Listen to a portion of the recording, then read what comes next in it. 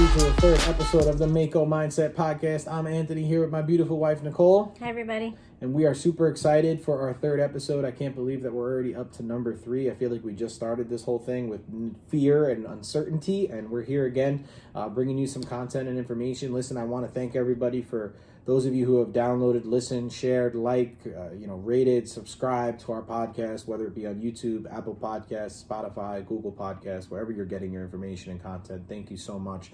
But we're going to ask you again, share this, like and subscribe on YouTube at Anthony Gugliaro or the Mako Mindset Podcast. You can look it up on YouTube.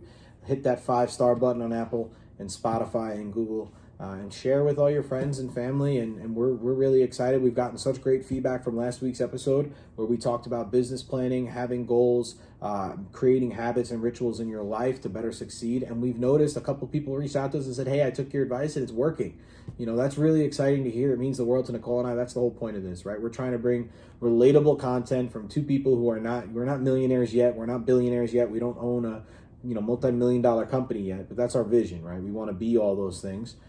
So we're bringing you content from two people who are grinding just like you are and trying and failing and succeeding. And we just want to be able to bring that to you guys in a relatable and palatable way.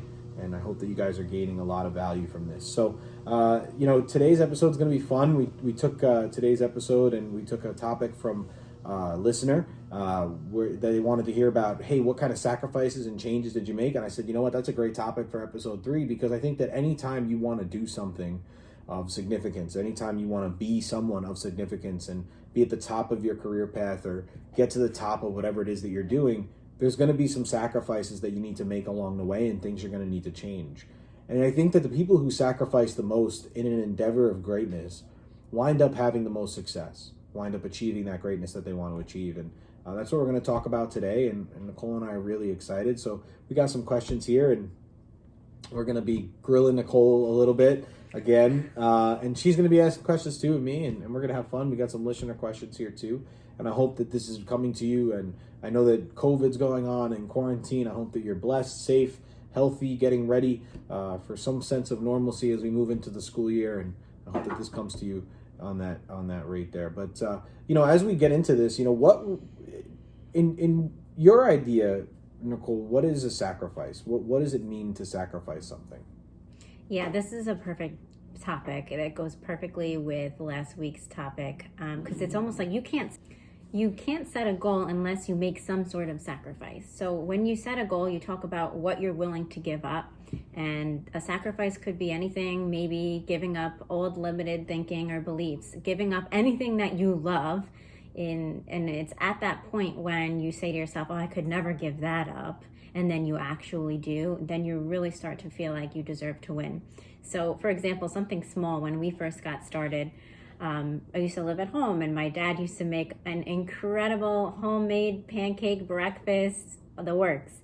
And every Saturday morning, we'd have somewhere to go to.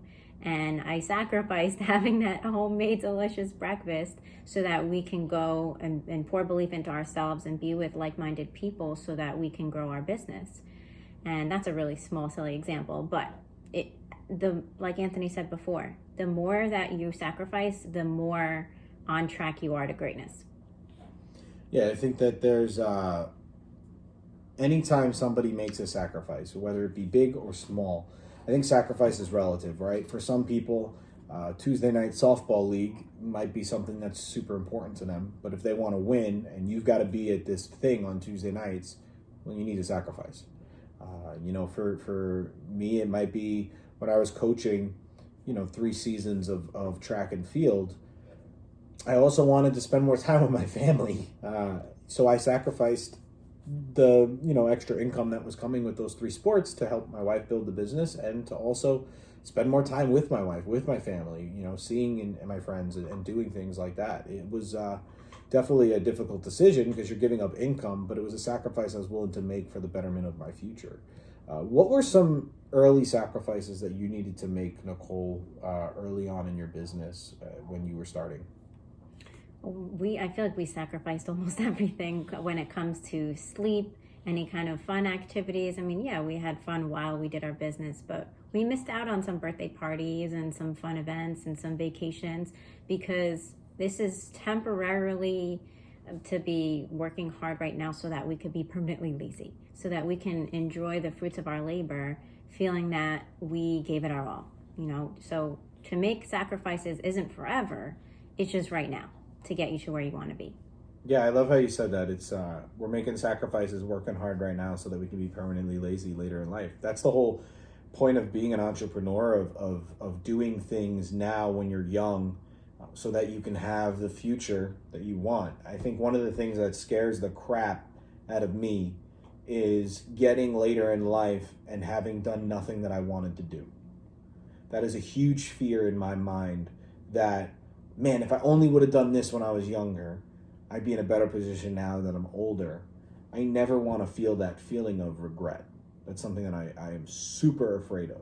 And I think that fear kind of keeps me on my toes about getting comfortable. And I love how you said permanently lazy. Like, what Nicole means about that is that we want to work as hard as we possibly can now. And, we get it from our friends and our family. They're saying, hey, you think you can devote more time to us? You think you can see us more? Why do you have to miss so many events? Well, honestly, we're missing these events now, so I never have to miss these events for my kids in the future.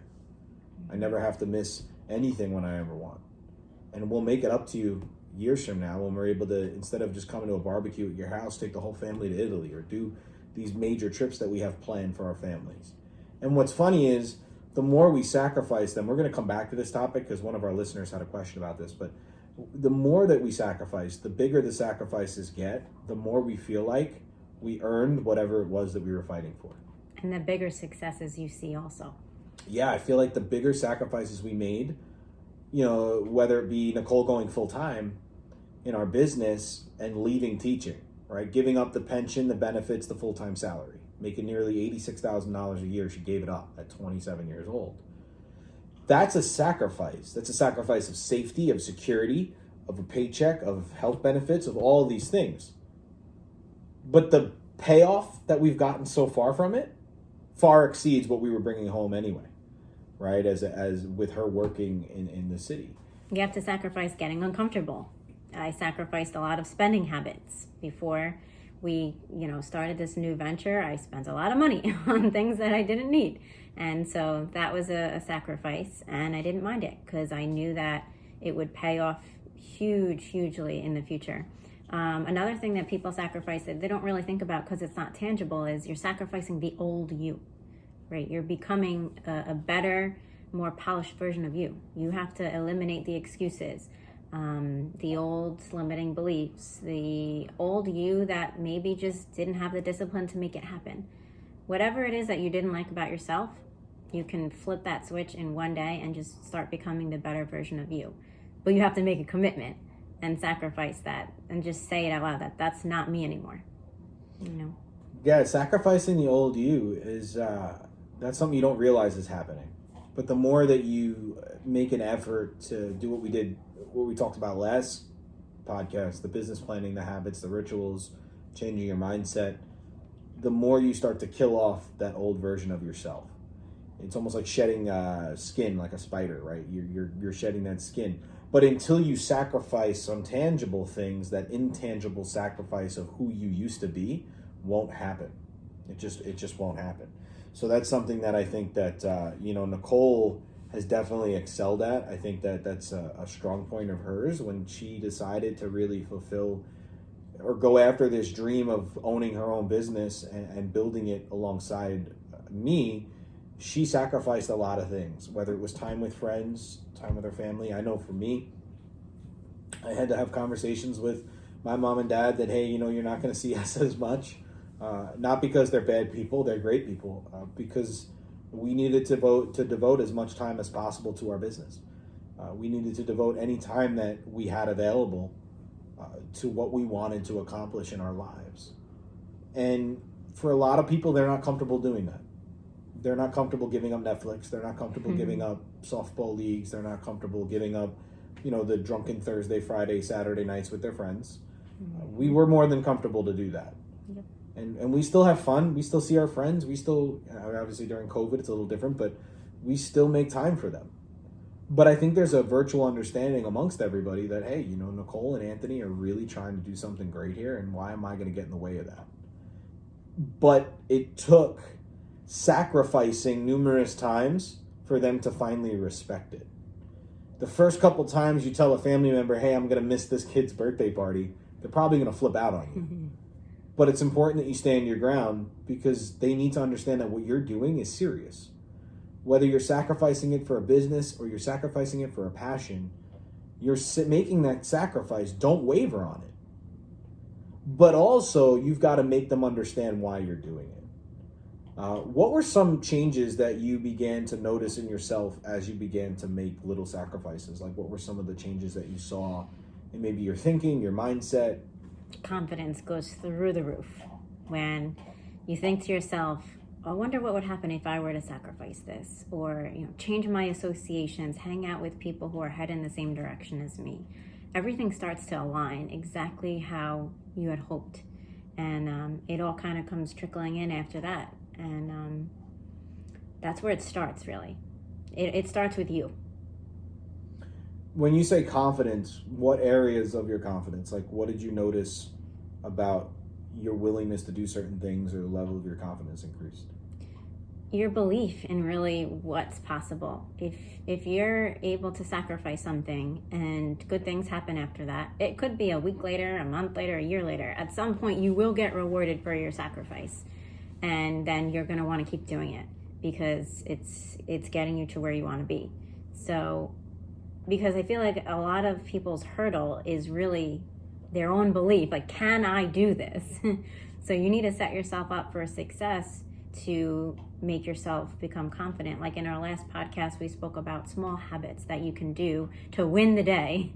And it's the same thing with sacrifices. If you say you'll do it and you do it, your confidence will go through the roof and you'll believe that you could do it.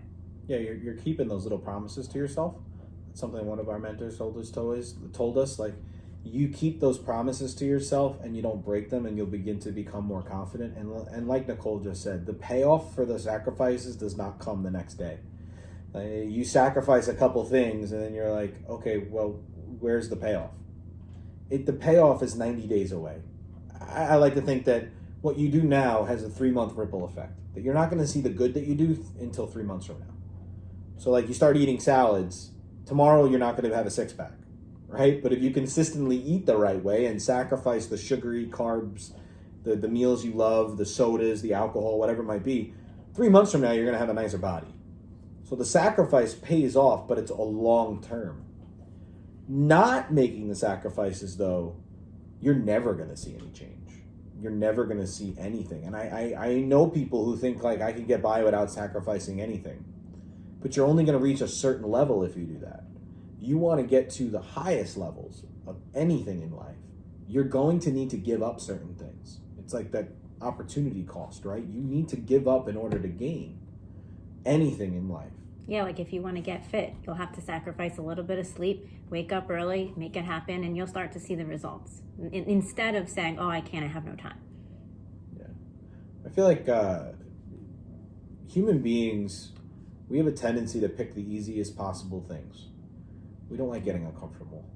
Right? We don't like tearing our muscles. We don't like, doing anything that requires any kind of hard work, right? And I think that that's something that I think naturally humans don't like to do that. I think there's humans that choose to do hard work and choose to work hard and choose to go after certain things that might seem or deemed impossible by other people. But it forces us to definitely get out of our comfort zone when we do that. And I think that that's something that the champions do really well. Getting out of that comfort zone, getting uncomfortable, being real with themselves that I need to make these changes and sacrifices. I'm not going to like it. It's not going to feel good. I'm probably going to have to deal with people's crap. I'm probably going to have to deal with people telling me and second guessing me, you're an idiot. Nicole and I went through it. Nicole and I went through it with her family. We went through it with my family. We went through it with my friends and my colleagues, all telling me I was crazy. I'm sorry, my wife is retired at 27 years old. I don't know how crazy that is anymore. And for me, that solidified the sacrifices, the time out with friends, the seeing my family as much, the trips we'd have to go on, the nights out, and appointment after appointment after appointment after I've taught and coached all day. Now I'm out in the field till 11:30 at night and helping families, and Nicole and I seeing each other in passing sometimes, because I'd be leaving early in the morning, she'd be leaving early in the morning, and we'd both come home at 11:30, 12 o'clock at night. We'd eat a late dinner and go to bed. But it all starts paying off the more and more that you stay true to that. And the bigger your why is, your reason that you're fighting for, the end goal, the bigger that is, and the more clear you are with it, it doesn't feel painful when you make that sacrifice. Like, one example just popped into our mind. So our Anthony's cousin invited us to go see Sebastian Maniscalco in person, remember? Yeah, he's our favorite. We wanted to see him live, and as a Christmas present, they said, we got you tickets. It's this weekend. And we had something going on for our business that weekend, and I had to say, sorry, we can't make it. And that was what we wanted so bad. And you know what? It didn't hurt that bad to say we couldn't, because we knew that was one small sacrifice that would get us to where we want to be. And our dreams are so much bigger than just a one-night show that we'll eventually see later on, and we'll be able to take them. Yeah. I think the mentality, too, is sometimes when you say, hey, I want to go to this concert, I want to go to this comedy show, I want to go on this vacation, how we stop ourselves from the impulse of, all right, let's do it, is we say, you know what'll be better? We get Sebastian Maniscalco to come to one of our parties and perform. We get Zach Brown Band to play our vow renewals 10 years from now. Like that for us excites us. Instead of us going to Disney, which I love Disney World, I'm a fanatic, what if we bring everybody in our entire family there? And we pay for it, all expenses paid. That stops us from the impulse of, okay, let's take a break. We need a vacation. First of all, ain't nobody need a vacation. In my eyes, and that might offend some of you if you're listening to this, and where no offense is intended, none can be taken. I hope that you don't gain offense. But people need vacations not because they're overworked, because they don't like their work. You don't need a vacation from your work if you're passionate and you love it. You want to be there working as hard. And why many employees need the vacations, because they hate their job. At the end of the day, they know they're being overworked and underpaid. And then when they come back, their work pile is to the ceiling, and they're drowning in work again. I wish I was still on the beach, right? They start dreading the last couple days of that vacation to go back to work. I don't think Nicole and I have that. We're so passionate about what we do, what I do both in the classroom and in our business, and then what Nicole does in our business, that I never feel like I'm working. I never want a vacation from it. I never want to leave it. Because if I work hard right now for the next 7 to 10 years, I buy back the next 50 to 60 years of my life. So that's something that's really important to think about.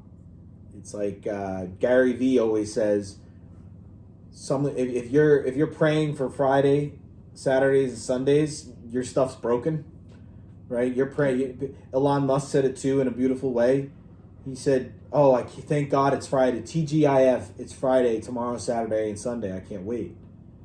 So what Elon Musk says is, so you're okay. You think it's a blessing that 5 days of your life are gone, and you get these 2 days to relax now. You gave up 5 days of your life. That's a blessing in your eyes. Thank God it's Friday. It just shifts your thinking. I like how Gary Vee says, Monday morning I get to put my jersey on and go back to work.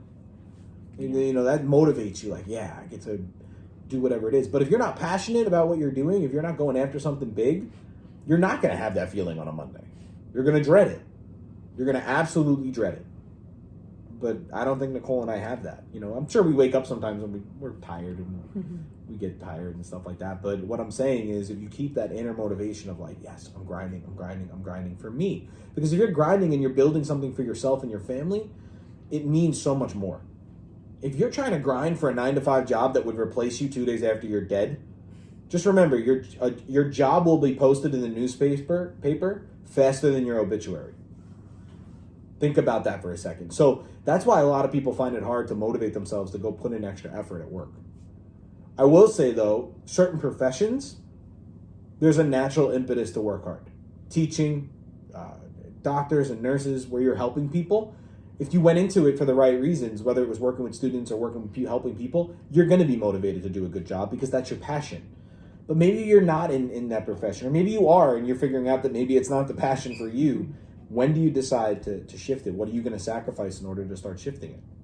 What was the most important message you heard early on in your journey as an It was entrepreneur? my turn to ask you a question. Oh, sorry. You beat me to I messed it. that one up. You first. I can't ask myself. All right, I guess I asked myself. For me, the best message I ever heard came from one of my mentors, and I hope he's listening, Brian Batter. And Brian, early on, I was getting really upset because I love my job teaching. I love where I teach. I'm very lucky to teach with great people in a great district. My alma mater, I'm an alumni of the school. But I was getting a lot of negative feedback on the fact that I picked up a part-time business. And I got a lot of negative feedback when we started saying, Nicole wants to leave teaching and make this her full-time thing. And it was really bothering me. The opinions of people that I loved, that I thought loved me and probably do, were really bringing me down. And the message he told me was very simple. He looked at me and he said, can you pay your bills with their opinions? And I said, absolutely not. So he said, on a surface level, why are you taking them? On a surface level, what you're doing with Nicole is to help your family financially so that you can do more, so you can create the life of your dreams. So if you can't pay your bills with their opinions, then don't take their opinions on how you pay your bills. You're not doing anything illegal, nothing unethical, nothing immoral. So what's the problem? So right there on the surface, that meant the world to me. It was understanding that as much as I appreciate their opinions, I don't need to let their opinions get to me and who I am or change my dream or change my course of action. But the second part of the message is what I really love too, is that unless one of these people who are giving you this negative advice, this advice that says you should quit, it's stupid, it's all these dumb things, unless one of them is going to guarantee to be there for your family when you need them. What do I mean by that? You lose your job, you need money. Are they going to put you up in their house? Are they going to provide food? Are they going to take care of your bills and your health insurance? All these things, right? When your family is in a moment of need, are they going to pony up the cash to help you? And if they're not going to, then their opinions really don't matter when it comes to decisions you make financially for your family. And when he said this to me, and he probably doesn't remember it because he mentors so many people, I remember sitting there like, oh my God, I can't believe that I was getting this upset. Because the reality is, of the 30 or 40 people giving me those opinions, maybe 5 of them would actually be there for my family. And only to the extent that they financially could be. Not many of them are so financially stable that they can just take over all my bills. God forbid I lost my job. But I do have a select few people I think would help. But the vast majority of people that were giving me their opinions, they wouldn't be there for they could care less. You see, I feel like when people see someone else succeeding and they're making these sacrifices, there's 2 things that happens in their mind. The first is, oh my God, I'm losing my friend. So you're starting to make the sacrifices. You're not hanging out with your friends as much. You're doing different things. You're talking differently. You're starting to hold a higher standard for yourself. Well, your friend is immediately going to think, you're not going to have any time for me anymore. Am I losing my friend? The second thing that happens is they themselves inside start to think, I could never do what Anthony is doing. So rather than admit that, I'm going to try and bring him back down to my level and stop him from leaving the bucket, right? The crab in the bucket mentality. And that's something that I'm so happy I learned early on, that I've been able to kind of put blinders on to everybody and not really care what they think. I'm not addicted, in 177 Secrets of the Mental Toughness Secrets of the World Class by Steve Siebel. I'm not addicted to the approval of other people. I love people who approve of me, don't get me wrong. And that addiction to the approval of other people, once I started to really get rid of that became something I'm super proud of. That was probably the most powerful message I heard early on. Now, I've heard a bunch of powerful messages since then, but that one helped me really get a GPS kind of point on where I was going. What about you? And on top of that, not only will they may or may not do things for your family, but be careful with who you take advice from. Mm-hmm. So if they don't have the lifestyle, the income, the family life, the marriage, whatever advice you're seeking, if they don't have that ideal version, an incredible example to follow, why are you taking advice from them? You know, it's like you don't take, I guess, fitness advice from somebody who's not fit. It's the same thing in business and in marriage and in raising kids. And so I totally agree with that. But for me, I guess the saying that rings true in my mind being an entrepreneur is, if it's to be, it's up to me. So, you know, if you're your own boss, no one's going to tell you what to do. You need to do it. You need to plan out what you're going to do each day and make it happen. And if you don't, it's up to you. So a lot of the success that you view, it's yours and your team's. Any failures, that's on you. And that's what it's like to be an entrepreneur. And it's very different from being an employee. But it helps you have complete ownership of your life, your business, every area of your life. So it's rewarding, but you also have some of the downside. But that ownership is what gives you that freedom in life as well. I think that's why a lot of people don't become entrepreneurs. I think that could be scary for some people. It's scary because there's personal accountability, and people hate being accountable. I think naturally we hate being accountable. Like, hey, why are you fat? Oh, because, I don't have time to work out. No, you eat like crap, right? That's I'm saying it a little rough, but how many people who are not happy with their bodies, it's their own fault. Yes, they don't have time to work out. I get that, but you can make that a little bit easier if you eat healthy. Mm-hmm. Or how come you don't read more? I don't have time. Well, then make time. Right. Take personal accountability. Why are my co-teachers, and I say this all the time, why are teachers still doing things the same way that they were doing them 20 years ago? I have 2 very innovative co-teachers that I work with. I'm so blessed that we're always trying to do new things, whether it's Google Classroom or different apps or different tools that we can bring to kids. But I know that there's teachers all over the world that aren't doing things like that. They're still teaching the same things they were teaching 20 years ago the same way. And they blame, I don't have time to learn new things. No, just... If it's important to you, you'll find a way. Right. If it's important to you, you'll find a way. So what you're saying is it's not important to you. In anything. Yep. In anything. Being with your kids. Being with your spouse. Being in a business. Starting doing anything. If it's important to you, you'll make it work. If it's meant to be, it's up to me. That's one of the best things I've ever heard. I forgot that one. Mm-hmm. That was a good one. So we have some questions from our listeners here. I want to get through these because we're approaching the end here, and our dog is running around. But how did you deal with and find the willpower to sacrifice family time and events to dedicate to the business? I think we kind of covered this pretty well. So just when you know you're doing it for them, you're more than happy to sacrifice one night or one day or one moment because you know it will pay back dividends. Mm-hmm. It's for that. You're doing it for them. Yeah, I think that on top of what Nicole just said, as long as you know you're doing it for them, but they need to know you're doing it for them. You need to, if you have kids and you're starting a business on the side of your full-time job, let's say, and I know a lot of people are doing that. Maybe it's with a company, maybe it's with something part-time, whatever it might be. You need to sit your kids down and your spouse down and explain to them that they're not going to get as much of mommy or daddy right now. But here's why. It's so that I never, ever, ever, ever have to take time away from you again. And that's something that I think a lot of people forget to do, is make an effort to explain it to their kids and their spouse. Listen, kids are very intuitive. I hate when people say my kids are too young to even understand that. That's not true. There are plenty of kids all over that understand, if my mom is working hard, here's why.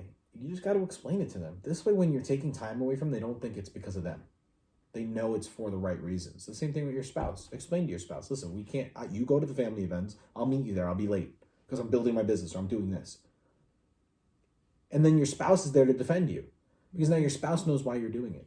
The worst thing you could do is not explain it to your spouse, not explain why you want to do something so that when your spouse shows up to the event, all they do is bash you while you're not there. She's doing that stupid thing again. I used to be that way, So I think that's really important. The second question here is, what are 3 tips that you would give for young entrepreneurs early in their journey? I find this question pretty funny because we're both young entrepreneurs in our journey. Mm-hmm. I guess younger than we're at and earlier on in their journey than we're at right now. I would say I mean, I feel like it's almost all the podcasts that we've spoken about so far combined. I would say set clear goals, get crystal clear with where you're going and why you want it. Oh, here's our mascot. Daisy is joining the podcast right now because she can't seem to stop biting our feet. She'll be good. Get clear with what you want. Have the discipline to make it happen, right? It's to be, it's up to me. But also be vulnerable. That's probably one of the hardest things that I've had to learn during this journey is it's okay to open up. In fact, especially if you're in a leadership role, people need to see you open up and see the real you. But also you can't out-earn your identity. So as an entrepreneur, it's so important to constantly keep stretching yourself. You know, Anthony always says, failing forward. And yeah, if you want to become successful, just keep building yourself and build your identity with your associations, the books you read, the meetings that you attend, everything that you feed yourself. Yeah, sorry about that if you heard the dog growling there. We're working from our house right now, obviously, because of quarantine. But I know that there's a lot of different things that I wish I did earlier on in our journey as entrepreneurs that I'm doing now. And the first thing would be, and a lot of the things that Nicole said, but just to change up the answer, I don't want to give the same answer as Nicole did. The first thing would be start hanging out with people that level you up and stop hanging out with people that bring you down. You know, one of the best things I ever heard was, if you want to be a millionaire, start hanging out with one and do exactly what they do, right? There's a reason why certain people are where they are. It's based on the choices they make, both personally, socially, economically. So you want to hang out with people that are aligned to kind of what you want your life to look at. Your wife too, I guess. You want to hang out with successful people and find a successful spouse. The second thing I would do is commit to personal development. You're never going to be perfect. Perfection is a pursuit that there is no one who is perfect. And anyone who thinks they're perfect is far from perfect. Being humble and having an open mind about developing who you are, that's super important early on in the business, as much as it is late in your business and late in your entrepreneurial journey. You need to constantly be learning and developing to become a better version of yourself in all aspects of your life. So committing to personal development. And the third thing that I would do is I would have a personal standard for myself. What are my minimum operating procedures, like my minimum standards for activity, for whatever it is that your business is? What are you going to get done every day at minimum? So you have a game plan going into every day of like, I can't go home until I do these things. And maybe that's meet a new business partner, land a new client, get advertising out, whatever your business is, whatever your entrepreneurial journey is, have that minimum standard for yourself. So change the people you're hanging out with, your associations, level them up. Definitely start to be humble, open-minded, and commit to personal development. And then hold minimum standards for yourself is super important. But as our dog starts going nuts here in the middle of our podcast episode, anything that you'd want to close with there, babe? That's a wrap. If anything stood out to you or you want to hear more about a certain part that we said, shoot it in the questions, comments. We'd love to hear your feedback. And we're open to suggestions for our next podcast. Yeah, it was going to be fun. So next Friday, we're going to be dropping our 4th episode. Be sure to like, subscribe, hit that 5-star button, and share it with everybody that you know. Thank you guys so much for listening. We had a blast, and I hope that you did too. Bye, guys.